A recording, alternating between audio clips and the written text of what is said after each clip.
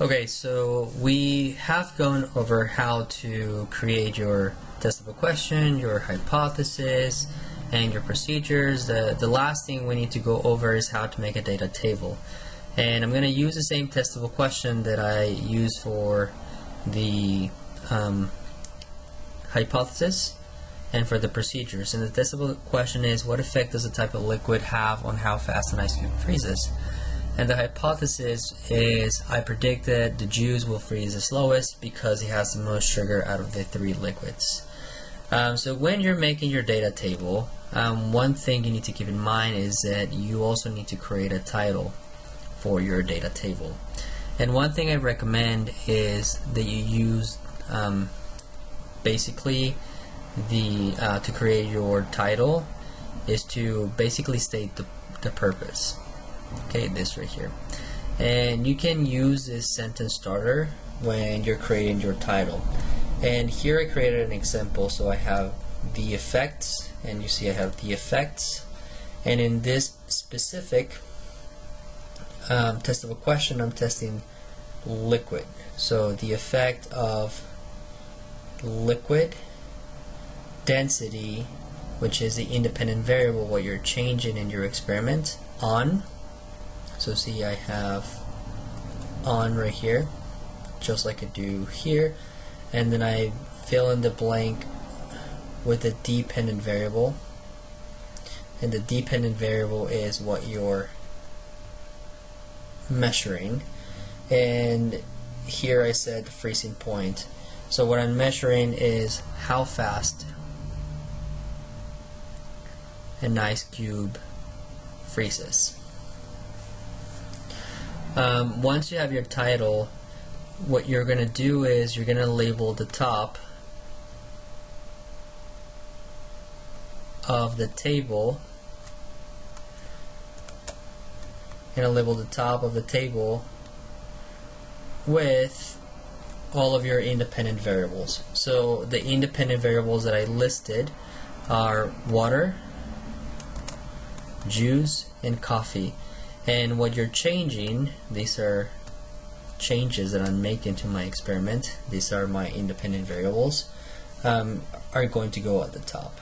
Then you're going to do this 3 times. We talked about this. You're going to create trial 1, trial 2, and trial 3.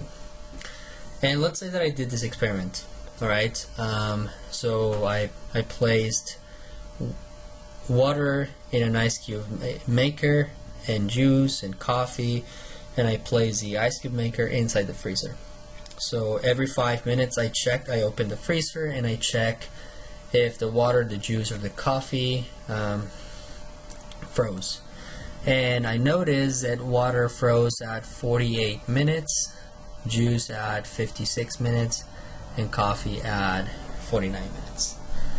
That was my trial 1. Then I did this again, and I noticed that the second time I did the experiment, it took 47 minutes for water, 56 minutes for use, and coffee it took 48 minutes. And I did it a third time, and I got 48 minutes for water, 57 minutes for juice, and 50 minutes for coffee. Right? So I'm going to record all my information here in my data table. Remember that this is your quantitative information. And then the last thing I'm going to do is calculate the average. So because of time, I already calculated the average for juice and for coffee. And if you forgot how to calculate averages, it is actually really easy. All you need to do is add up all the numbers, then divide by how many numbers there are. In other words, it is the sum. So the addition, I mean plus, divided, right? So you're going to add and then you're going to divide by the count. The count is like the number of trials. So we did 3 trials. So let's calculate the average for water. So I'm going to add 48 plus 47, and wherever I get plus 48. Then I'm going to divide. So I'm going to actually rewrite it here. I'm going to get 48 plus 47 plus 48, and I get, this is 143. And I'm going to divide by 3.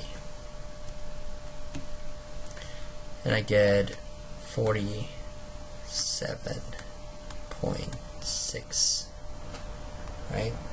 So my average for this, and then don't forget to label your units. So I'm talking about minutes, so 47.6 minutes. And that's pretty much it. I hope the video helps you guys, and good luck on your experiment.